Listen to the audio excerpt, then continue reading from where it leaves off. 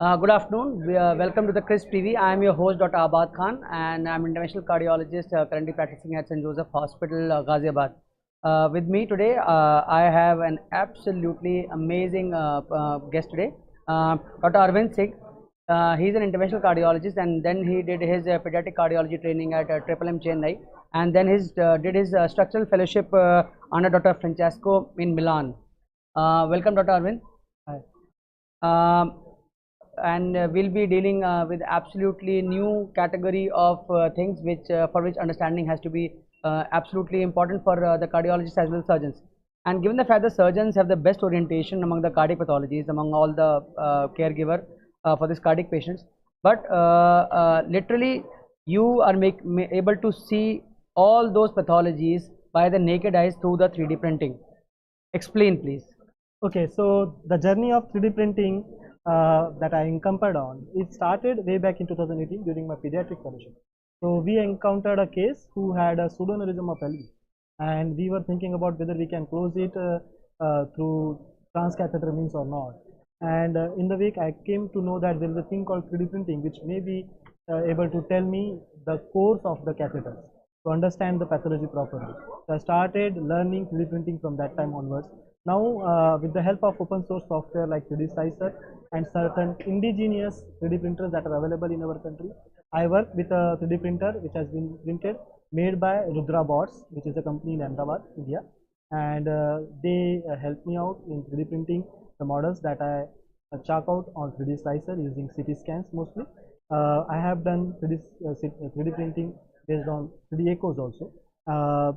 This is one model that I have printed recently, which I would like to show. So yes, we'll be now seeing a few models which Dr. Arvind himself has done for his, these are all his patients actually, most of them are all his patients also. So we'll be seeing a physiological normal heart, how does it look like, and anatomies to understand, and some of his cases via 3D printed heart, how does it look like? Please Okay. Sir, go ahead. So this is a normal heart, and I have printed it to understand the attitudinal anatomy of a heart. So if you understand the attitudinal anatomy of the heart, this device, these two parts of the heart, right side and the left side, are interlockable. So basically, if you understand that this is IVC, this is SVC, this is pulmonary artery, this is RA appendage, this is RV, this is RA, this is the AV groove, then you know that this is going to be like this in my body. So this is going to be like this for some person, if a person standing in front of me, and this is LV. The aorta is between the pulmonary artery and the SVC. So I just go like this, put pulmonary artery here, SVC here, and see hearts are interlocked. This is the orientation of heart in our body. Perfect, perfect. And can you also show some of the other models, the pathological ones, like an ASD? Okay, so this is a model of ASD which I printed to make people understand how to cross an ASD and how to devise it. So basically, crossing an ASD, if you have come from the IVC and you are going up, if you drop down and just clock it, as soon as you clock it, you will enter the ASD. Then you go up and clock it again and enter the pulmonary vein. Once you have entered the pulmonary vein, so you look from here actually. Now, when a device is coming from here, if my hand is a device like this, while coming back, many people just come like this. See, when I'm coming like this, the trajectory is not parallel to the septum. It is a bit oblique to the septum. You just clock it a bit, and then when you come, you become parallel to the septum. So when you are doing an ASD device, one step which is missed by many operators is that while you are coming from the pulmonary vein towards the septum, you just clock the device and come back. That way you will become parallel to the septum and you will devise it almost every time. Similarly, I have some few complicated models. This was a case of paravalvular leak. It was a huge paravalvular leak, and I just wanted to understand whether I would be able to devise it or not. So what I found is that there is a gutter. There is always a gutter. Once you start 3D printing, you'll understand that there is always a gutter which has ruptured in a paravalvular leak. It is not like everything is okay and there is just leak around it. No, slowly that converts into a gutter, and you can see that there is a gutter here, and there is a gutter here, and you see from here, this point, they are hugely opened out. So can you please come up closely, and we'll have a look on this, how beautifully he has demonstrated that the gutters, how the gutters look like in real life. we as interventional cardiologists has our eyes as good as the fluoroscopy says, or the 3D echo says, or the 4D echo says. But this on 3D printing, this is how the real thing looks like. So we can see that there is a paravalvular leak here, the gutter which he is trying to explain, and it is absolutely beautifully seen that around the valve, this is around the valve, this is present here. Similarly, I had another case who had two valves, one at the aortic level and one at the mitral level, and he had at the aortic level a paravalvular leak along with a pseudoaneurysm from the aorta to the RV. So this hole is a direct hole from the aorta to the RV.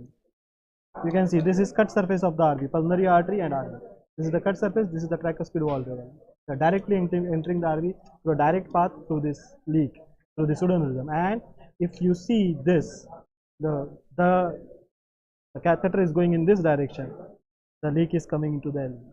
This is a paravalvular leak which is classical crescentic shape and has an oblique path.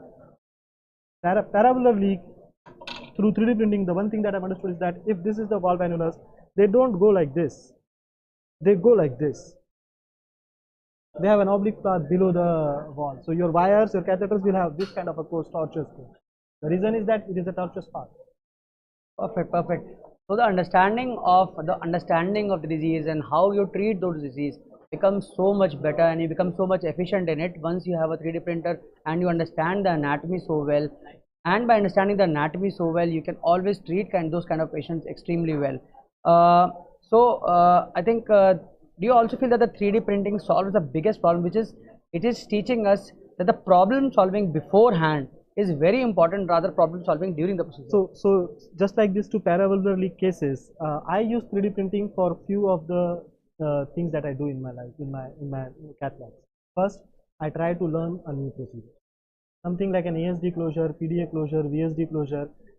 The models can be printed something like this, and we can put this inside our cath lab below the gantry, and we can move the gantry and put the catheters inside, see how the catheters are moving, understand the anatomy there, understand the trajectory on the fluoroscopy while this model is there. So we are looking at the model also, the fluoroscopy also, understanding what is happening when we are clocking. Similarly, and pushing, pulling. Similarly, I use 3D printing to understand complex anatomy like a paravalvular leak, and for a new procedure, something like an LA appendage closure. If you are doing an LA appendage closure and you are relying only on CT scans, virtual imaging, versus actually looking at the model and putting a device inside it, you will understand which device would be better for different, and where we will have to land for different morphology. This is holding a model in your hand is 100 times better than looking at it from on a screen. 100 times. You just hold this model in your hand, you'll understand that this model is a cut surface of mitral valve from the LA end and the LV end. If you hold on to this, you will see that this is the AML, and these are the PML, which are the mural leaflets, and these are the papillary muscles which are located posteriorly. This is the aorta, so this is the anterior part of the heart, and both the papillary muscles are located posteriorly. They are, according to this model, if this is the orientation of LV, this has to be like this. So both the papillary muscles are superior, inferior, posteriorly. They are not at all in the anterior part. This concept is only understood when you look at the model and hold it in an attitude.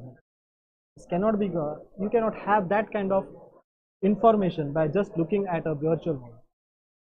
Perfect, perfect. So this is exactly what we intend to and what we want to achieve with the 3D printing. And Dr. Arvind Singh has brilliantly demonstrated that by investing some of his energy, some of his brain, some of his time to these kind of models, can truly reflect on the outcome of the patients we want to solve in a complex scenarios. Thank you so much for demonstrating all this, Dr. Arvind, and we would like to visit your lab sometimes, and I'll be absolutely pleasure. Absolutely my pleasure. Thank you so much. Okay.